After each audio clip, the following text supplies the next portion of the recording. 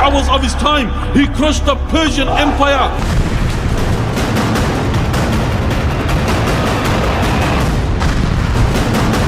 Allahu Akbar!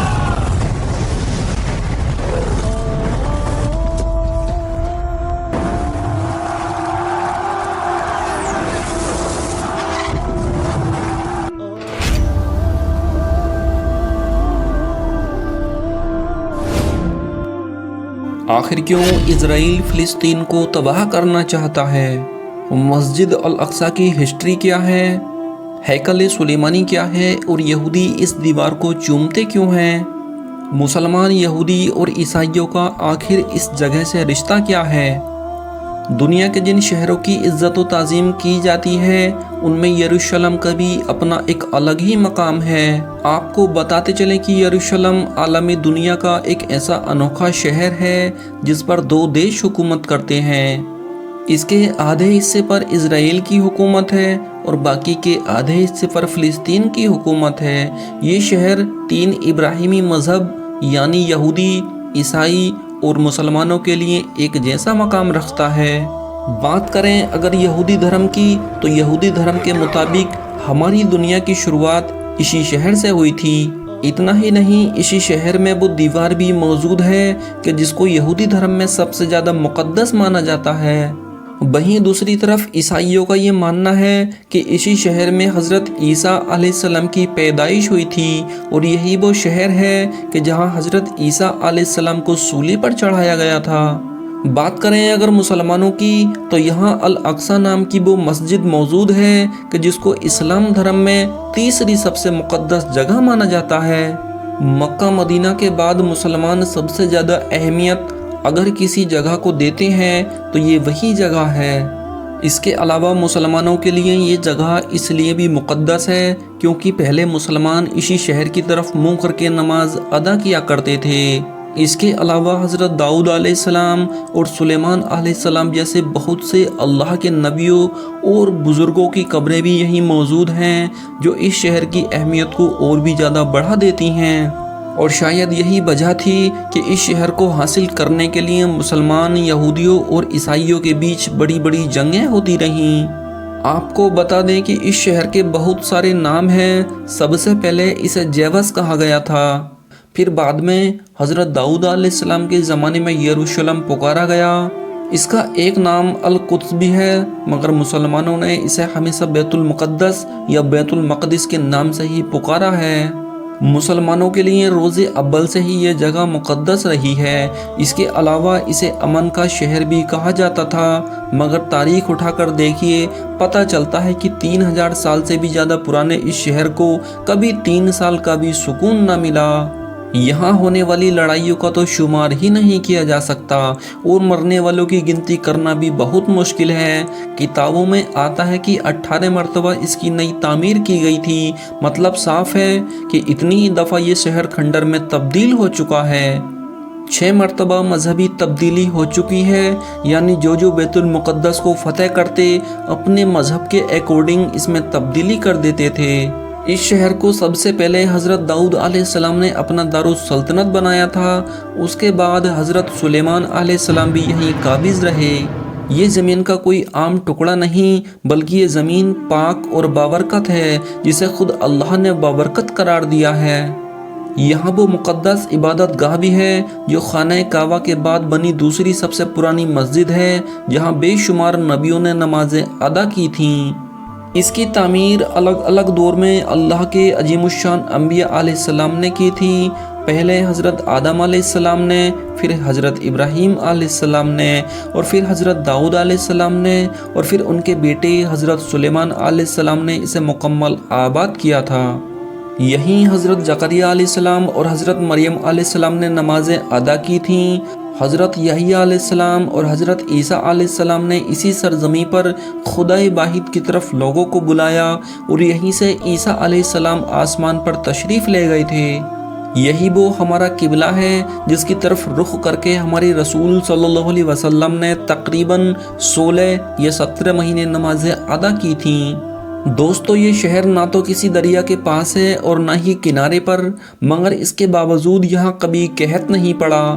پینے کے لیے دریائے زیہون کا پانی استعمال ہوتا تھا۔ اعلیٰ حضرت فرماتے ہیں یہاں کی زمین آسمان کے سب سے زیادہ قریب ہے کیونکہ اس کی اونچائی ہر جگہ سے 18 میل زیادہ ہے۔ حدیث شریف میں آتا ہے کہ بیت المقدس کعبہ معظمہ کے 40 سال بعد وجود میں آیا تھا۔ حضرت آدم علیہ السلام سے لے کر حضرت داؤد علیہ السلام تک تمام نبیوں کا قبلہ کعبہ ہی رہا، اور حضرت سلیمان علیہ السلام سے لے کر حضرت عیسیٰ علیہ السلام تک قبلہ بیت المقدس رہا۔ بلکہ اسلام میں بھی 1 سال 5.5 مہینے بیت المقدس ہی قبلہ رہا تھا۔ پھر 15 رجب 2 ہجری پیر کے دن تحویل قبلہ کا حکم آیا تھا اور کعبہ معظمہ قبلہ ہو گیا تھا، یعنی شہر مدینہ سے 2 کلومیٹر جانب شمال مغرب قبیلہ بنی سلمہ کی ایک مسجد میں حضور صلی اللہ علیہ وسلم ظہر کی نماز پڑھا رہے تھے۔ 2 رکعت نماز ادا ہو بھی چکی تھی کہ ان نماز کی حالت میں اللہ کی طرف سے وحی نازل ہو گئی اور حضور صلی اللہ علیہ وسلم نے اپنا رخ بیت المقدس سے پھیر کر کعبہ معظمہ کی طرف کر لیا تھا، اور تبھی سے اس مسجد کو مسجد قبلتین بھی کہا جانے لگا، یعنی 2 قبلوں والی مسجد کہا جانے لگا تھا۔ دوستو ریکارڈڈ ہسٹری کے مطابق سب سے پہلے اس شہر کو حضرت داؤد علیہ السلام کی طرف سے فتح کیا گیا تھا۔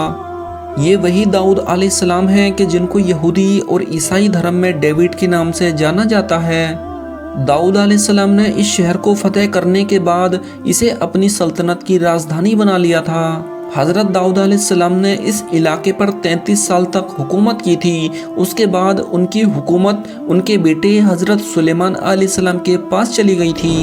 یہ وہی سلیمان علیہ السلام ہے کہ جن کو یوروپ میں سولومون کے نام سے جانا جاتا ہے۔ اللہ پاک نے حضرت سلیمان علیہ السلام کو تمام مخلوقات پر بادشاہت عطا فرمائی تھی۔ ہیکل سلیمانی نام کی جو مشہور عمارت ہے اس کو حضرت سلیمان علیہ السلام کے حکم پر جناتوں نے تعمیر کیا تھا، جس کو یہودی اور عیسائی دھرم میں فرسٹ ٹیمپل کے نام سے جانا جاتا ہے۔ ہیکل سلیمانی اس وقت کی عظیم الشان عمارت تھی۔ اس کے اندر ایک پاک مقام پر تابوت سکینہ کو رکھا گیا تھا۔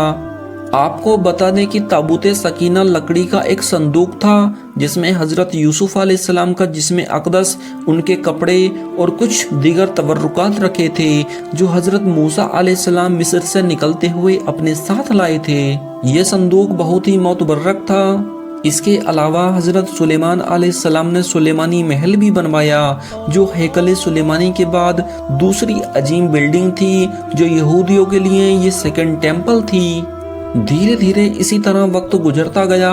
قبل عیسیٰ 975 میں حضرت سلیمان علیہ السلام کی وفات کے بعد تو مانو بیت المقدس کا نقشہ ہی بدل گیا۔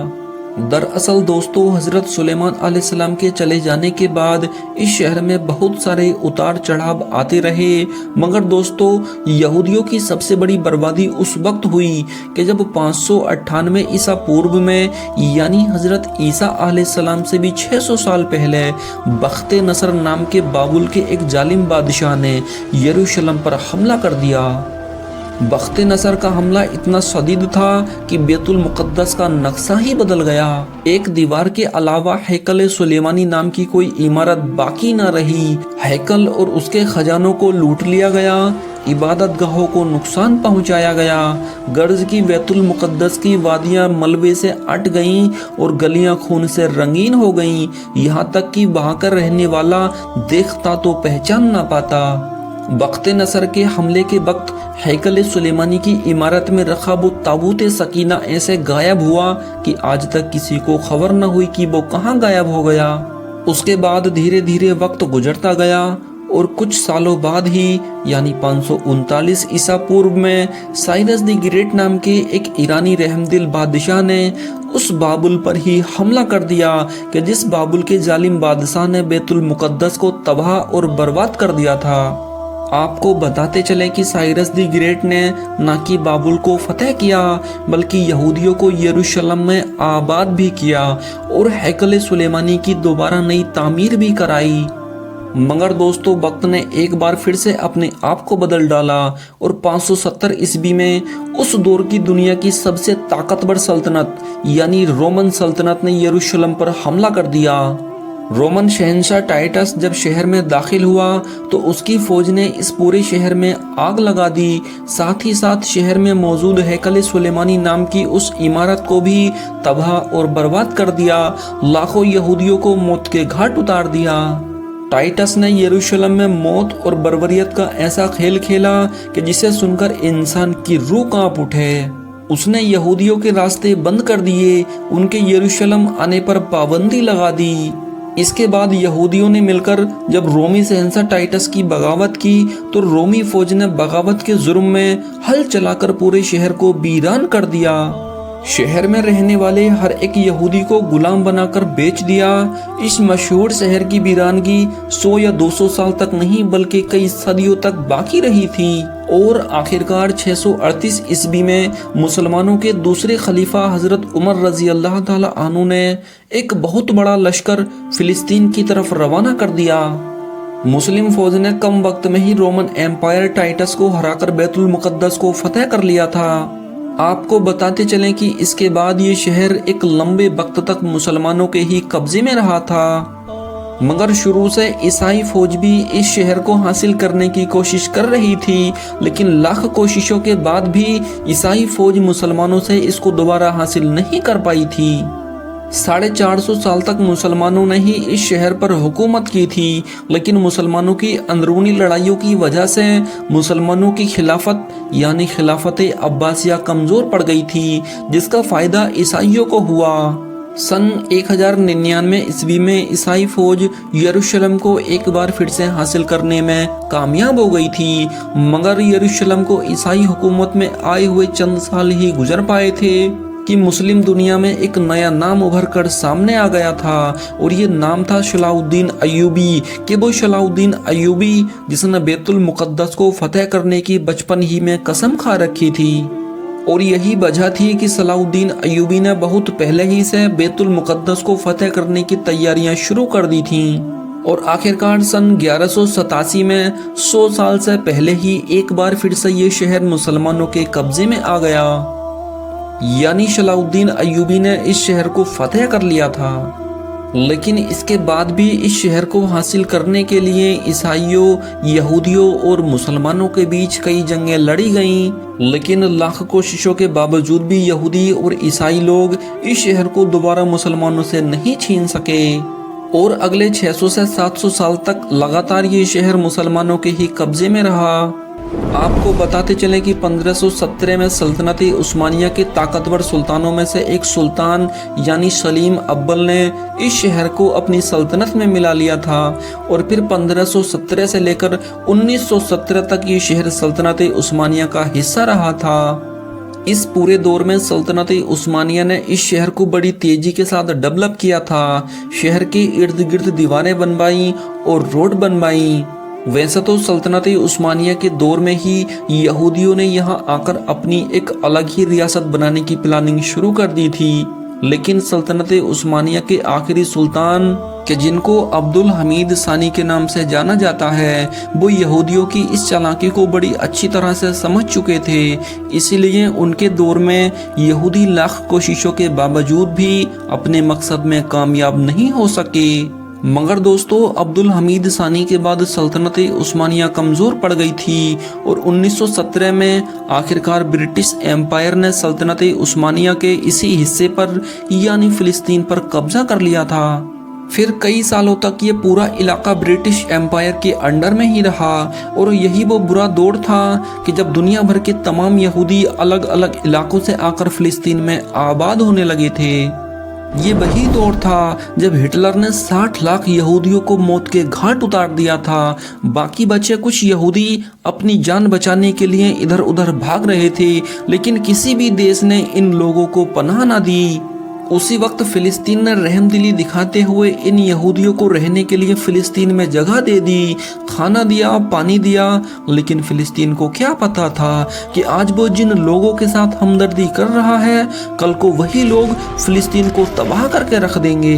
دراصل دوستو، جس بات کا ڈر تھا آگے وہی ہوا، ان لوگوں نے اپنی مکاری دکھانی شروع کر دی، اور سب سے پہلے 1947 میں یونائٹڈ نیشن کی طرف سے فلسطین کو بانٹنے کی منظوری دے دی گئی، جس کے مطابق آدھا فلسطین مسلمانوں کو دیا گیا اور آدھا فلسطین یہودیوں کے قبضے میں آ گیا۔ جو حصہ یہودیوں کو ملا 1948 میں اسے اسرائیل دیش کا نام دے دیا گیا۔ اس اعلان کے ساتھ ہی نہ صرف فلسطین کے 2 ٹکڑے کر دیے گئے بلکہ ساتھ ہی ساتھ یروشلم شہر کو بھی 2 ٹکڑوں میں بانٹ دیا گیا۔ دوسری طرف جب عرب دیشوں نے دیکھا کہ ان کے ساتھ دھوکہ دھڑی کرتے ہوئے فلسطین کو 2 حصوں میں بانٹ دیا گیا ہے تو انہوں نے اس فیصلے کو روکنے کی بھرپور کوشش بھی کی اور اسرائیل کے خلاف جنگ کا اعلان بھی کر دیا۔ لیکن ظاہر ہے اسرائیل کے ساتھ یورپین مدد ہونے کی وجہ سے عرب دیش اس جنگ کو جیت نہ سکے، اور وہیں دوسری طرف اسرائیل نے 1967 کی جنگ میں باقی بچے حصے کو بھی اپنے قبضے میں لے لیا۔ جتنی دفعہ عرب دیشوں نے اسرائیل کو روکنے کی کوشش کی، اسرائیل اتنی ہی دفعہ فلسطین کے باقی بچے حصوں پر قبضہ کرتا چلا گیا۔ آج اسرائیل نے لگ بھگ فل طرح سے فلسطین کو اپنے قبضے میں لے رکھا ہے۔ اب تو سننے میں یہ بھی آیا ہے کہ اسرائیل فلسطین پر نیوکلیر ویپن سے اٹیک کرنے والا ہے۔ دوستو 2024 میں کیا ہوگا اللہ بہتر جانتا ہے۔ آج اسرائیل جس طرح سے فلسطین پر ظلم کر رہا ہے وہ ناقابل برداشت ہے۔ دنیا کے تمام دیش اچھی طرح جانتے ہیں کہ اسرائیل کی حرکت 1947 میں کیے گئے بٹوارے کے خلاف ہے، لیکن کوئی بولتا کیوں نہیں بولتا کوئی عرب دیش؟